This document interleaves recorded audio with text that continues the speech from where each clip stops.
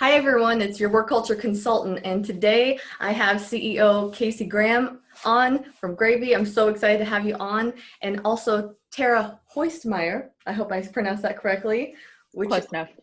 sorry, please correct me about that later. But thank you so much for having you guys on, and please, Casey, if you could give us a background as to what Gravy is. Yeah, Gravy started a little over 3 years ago, and this is a redemption company for me in a lot of ways. And I'm about 12 years into being an entrepreneur. Started, grown, and sold 3 businesses before Gravy, and ended up with a pot of gold, made a bunch of money, and sitting in a Starbucks, 2 weeks after that, and realizing I don't have any purpose and didn't know why I existed on Earth, and went to some very low, bad places.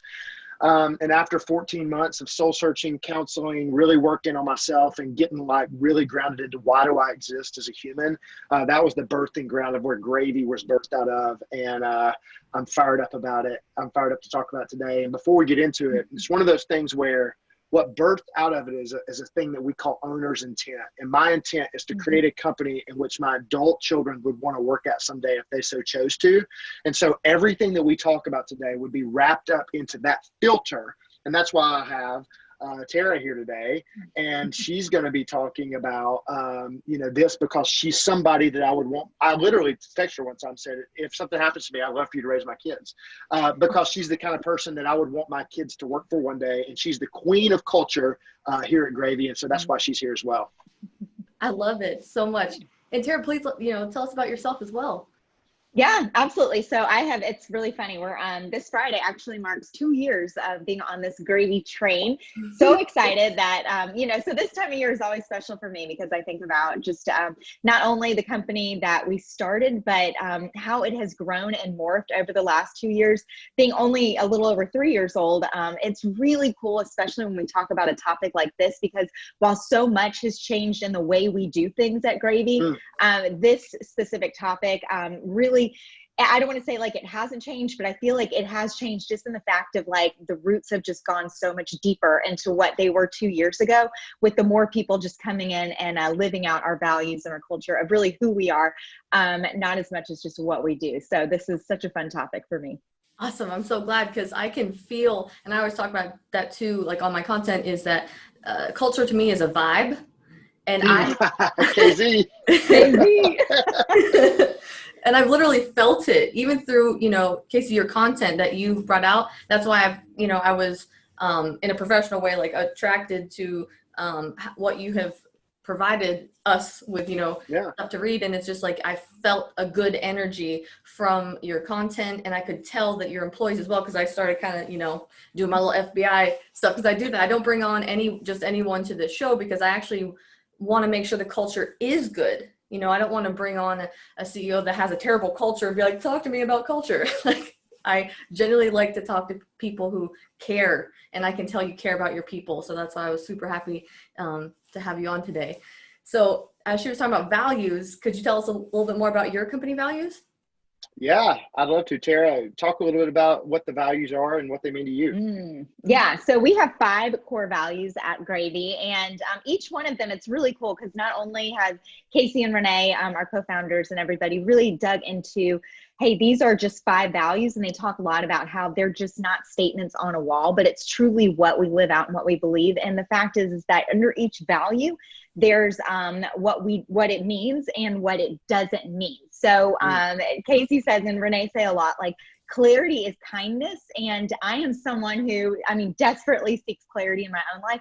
So the fact that, again, these values aren't just something on a wall or something out there that are just kind of those pithy statements, but are truly like, hey, this is what it means on our team. And this is what it means at our company, but also this is what it means for you personally. And this is what it doesn't mean. So our 5 values are, we take initiative, we build others up, we do what we say we'll do, we approach life with optimism, and my favorite, as in the one that challenges me the most, is we don't take ourselves too seriously. So, but under all of that, there is so much depth that it's literally what I train our team on their very first day that they come on. Before we get into the do's and don'ts of SDR and what that means is, hey, this is the who's and who's not to be of Gravy before we even dive into anything else. And I think this is important, Brittany, of like, I hear these statements that people have, like values. We take initiative. Well, that could mean 5 million things to people. Mm-hmm. And so we had a problem with that. And so we learned this from a consultant. His name is David Bonney. I give him all the credit. And he did a great job of helping us distill that we take initiative. But what that does mean specifically for Gravy is this. And then we'll write out, here's what it does mean. And then here's what it doesn't mean. And then the bigger thing is that we attach a legendary story, one that's like a heroic story to our values. And then we'll also do a story of destruction, of one where it went really bad for them. And one of those is, like, we call it the $300 bottle of wine. It was a lady's first dinner with Gravy, and we go out, and long story short is that she made the server feel uncomfortable with her knowledge of wine. And it kind of felt pretentious, and it was within the first 2 weeks. And we don't take ourselves too seriously means that we're curious. We ask questions. And even if I know everything about every wine selection, I want to be the humble person that doesn't take myself too seriously. She orders a $300 bottle of wine, puts me in a bad situation, and she got fired because of values. And so anyway, our values are things that they are living and breathing, and they're in all of our 90-day reviews. And anytime I have a correctionary conversation with somebody, I literally pull out the values, and then under the does mean, doesn't means, I circle exactly, not the big phrase, but specifically what I'm talking about in this. And then it's the boundaries of how we treat each other and how we treat our clients and what our relationships look like. Oh, yes. Preach. Because over there, she's got her hands raised. She's ready. She at church. Oh, you're preaching, and I love it. It's so good. It's so true. And when I talk a lot about 360-degree feedback and things like that, those, anytime you have a sit down with someone, especially like you said, those initial feedbacks, everything, you should always be whipping out your values, because you should be aligned with them, with everything. And I think that's just so important. So I'm so glad that you talked about that. And Tara, so you talked about SDR. I actually had to Google that. Can you tell us a little bit about that? It's so funny. I was talking to somebody this morning. They're like, it can mean different things. And the funny thing is it means sales development representative. And for most companies, it can be an inbound or outbound. For us, it started really as an outbound sales development person, essentially me, kind of going out and just starting conversations with people saying, hey, is this essentially something that you would be interested in? So of course, checking out our fits, your ICP of like, hey, sending a message and just starting a conversation, and then moving them into a booked meeting with one of our sales reps. So that's essentially what the SDR team does right now, as it does in most companies. But for us, it's really more about the way we do things that's a little different more than what we do. That's where our values come out. Like our values come out. We get messages back on Tara's team all the time that say stuff like, hey, Millie, last week, we had people want to hire our people because they're going out and we're doing videos and you feel the vibe. And so that's culture. Culture it's not something that you state or some benefits that you give people. It's the ethos of the business. It's the way that people feel. It's the energy. It's what's allowed. It's who's promoted. It's what's celebrated. And all of those things come through literally in a direct message that our SDRs send out. And we have people trying to recruit our people all the time because of the culture. Yes, I say I'm going to add it to their quota. I'm going to have, booked meetings. And how many job offers did you get this month? I love that. I mean, there you go, preaching again. And the reason I brought the sales part up and the customers is because I haven't really talked about this yet, but I do feel that, like you said, with your values, your culture, that goes directly to the client. So if people at work just have a bad attitude and it's just crap, your customers and clients are going to feel that energy. So you want a good situation at work where people enjoy coming to work every day. They want to get things done because the customer and client are going to feel that way. They're going to feel that from the amount of energy that's put, not just energy, I don't want to use all these hippie terms, but the professionalism that's put in to their work. People just need to understand that it's not just the people that are affected within the company. It's also the clients and customers. For So, sure. and another thing, since you kind of talked about when you're onboarding people, I wanted to touch on that, successful retention efforts. When you bring people on, of course, I'm sure you bring up the values, but what's something else that you definitely want to, drive the point home on, maybe on the first day when you bring someone on? Yeah, when first days, Tara, when somebody comes on, what are you doing with new team members?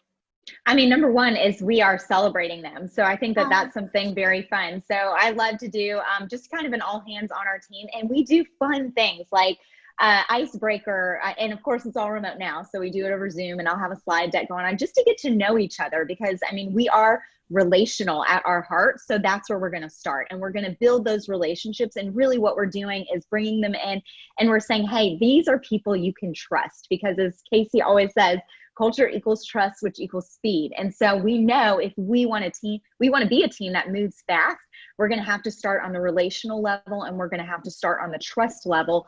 And then we're going to build upon those pillars as we go. So I really try to say, hey, these are going to be your people. Like, they may not be your best friend at the end of the day. I kind of hope so, but these are going to be the people that you can trust. And so we try to make it fun. And we really just try to set the bar from day one from a relational perspective, and then we'll move out from there. And one of the things I do is Renee and I, who are co-founders in the business, we lead a class called Gravy Kool-Aid. And all new team members come through in cohorts. So like once a quarter, the new people who have been hired in that quarter will come through, and it's over 5 weeks. And one of the very first questions that we ask on the very first day, and it's a group of Zoom, say 10 people on or whatever, is what's the most significant thing that happened in your life before you were 18 years old? And the reason we ask this question is that they get to share at whatever level they want to share at. So they can say anything. They could say, I got ice cream when I was 5 for the first time, or they can share somebody shared about a suicide of their granddad, everywhere all in between. And the point of me saying that is that we start with, we want to know you. Like, we care about you, and that's important. And in the same lesson, we end that same first Kool-Aid session with asking, because I have my owner's intent. I know why I'm doing this and what I want to get out of it. And my question for them is, listen, I say, guys, you're going to leave Gravy one day. We're all leaving. I'm leaving. We're leaving. We're all leaving one day. This is a temporary stop in all of our journeys. And so by the time you leave, I asked them to develop what's called an aspirational intent, meaning what are you aspiring to while you're here, whether it be 12 months or whether it be 12 years. By the time you leave, if you had to nail it down of what's your exit plan, what is that?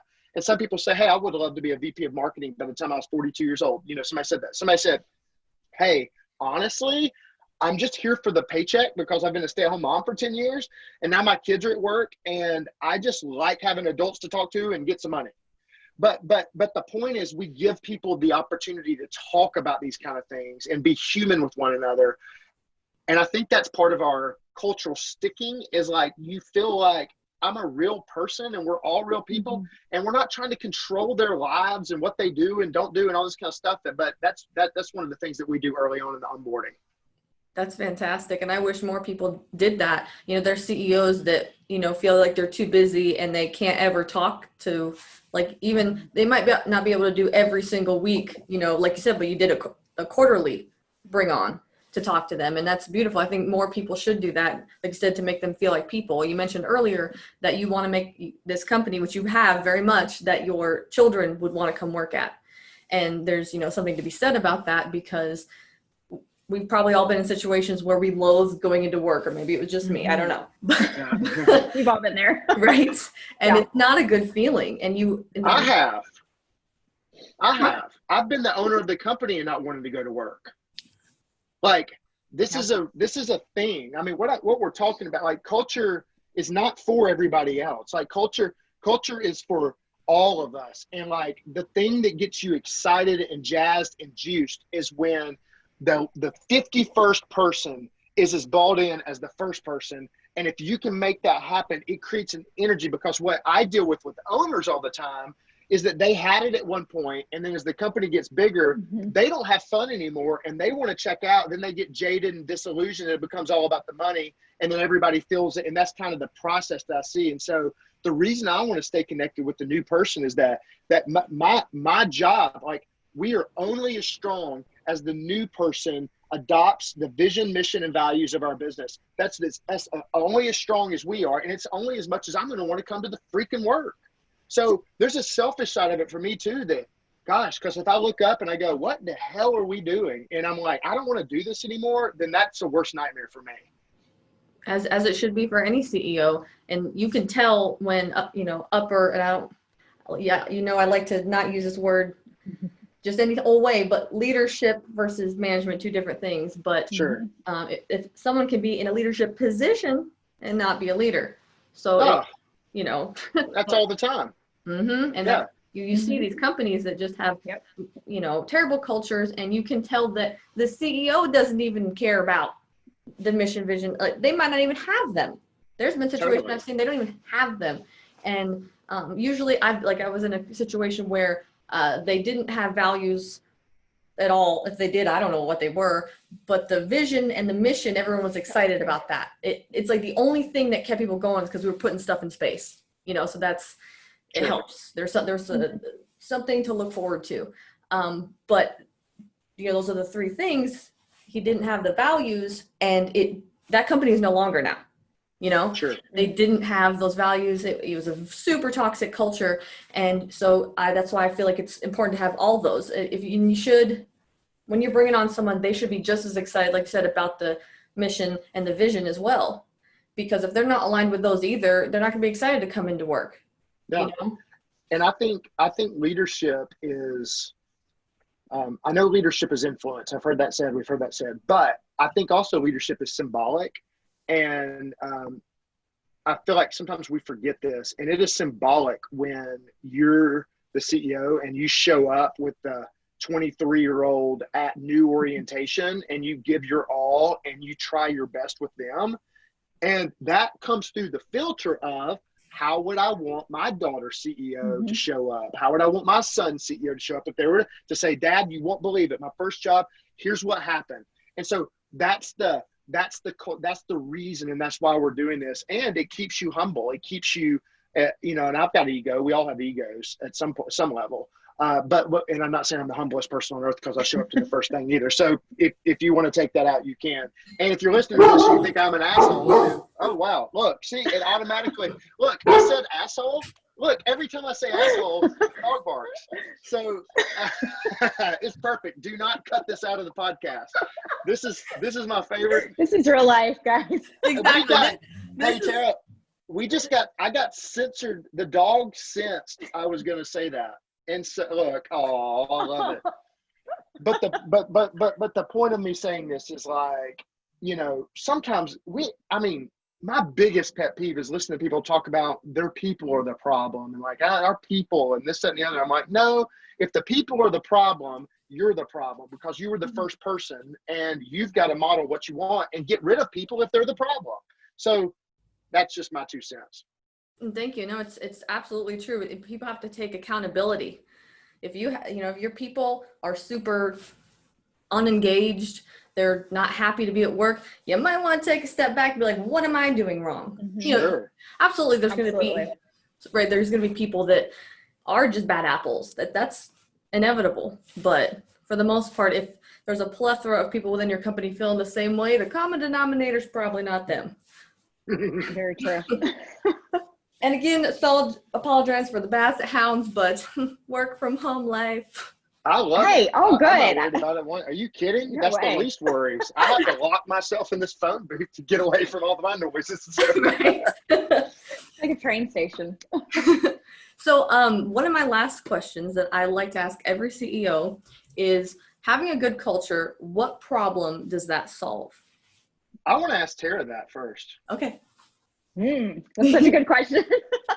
I mean, I think obviously it's like the easy one is like turnover, retention, all that. But for me, it solves the problem of lack of leadership, and ownership at the end of the day, because I talk about this a lot, and Casey it's something that he's really taught me, and Renee, and our incredible leadership, is that it basically it doesn't give you the out anymore of delegating anything other than what you own. Like, you essentially don't have an excuse now to not be an owner. So it really solves, for me, the problem of looking at a team and having a team of doers instead of having a team of owners. Because if you get this right, and you get culture right, and you get in the right people, obviously in the door and on the bus and on the seats, then you are going to have a team of owners, and you're not going to have a problem now with saying, who's doing this, or what's happening, or what step do we go on, or where's the direction? Because you're going to have every single person so bought in, not just to Grady, but into their personal ownership and how they can own the role. And especially when it comes to startup, and even my husband works for Cisco, so we're talking a huge business. That honestly, the great thing about, I guess, the stage that we're in right now is even huge companies are really starting to act maybe again like startups, and so they're looking at like, what are innovative ways? How can we go? So even thinking about him and his role, it's like, hey, how can you be an owner? So for me, it's like, it solves that problem of, again, kind of just doing your role versus owning your role. And so as a leader, and I mean, as a manager in my title, but really just as I think about a people leader, I just get to kind of delegate that responsibility, so to speak, off of myself and onto our team, who really now can own their role and own Grady's, just the direction that we go in as we cast clear vision and help them along the way. Love For it. me, it's pretty simple. And I've alluded to this already. The problem that culture solves for me is fulfillment. We talked about Tony Robbins. It's, success is a science. Fulfillment is an art. And I think the culture is the art of business. And there's not a science to it, because you can't put the science on the people, or right. There may be some studies and this, that, and the other, but you got people involved. And so it is the fulfillment. It's the thing that makes me want to show up. And it's the thing that makes me want to get more people into it, is because I keep seeing people have positive experiences, not with their paycheck, not with their title, not with their role, not with their metrics, not with what the company does, but what they experience in life change inside of culture. And so fulfillment for me, and working from a place of fulfillment, is what good culture solves. You guys give me all the goosebumps. If I didn't work, I didn't have my own thing, I'd be like, do I need to move to Georgia to get there? This is great. And thank you guys so much again for being on. I really appreciate you. And everyone, please go check them out. Links below. And I'll talk to you guys soon. Thank you. Bye, Brittany. Thanks, Brittany.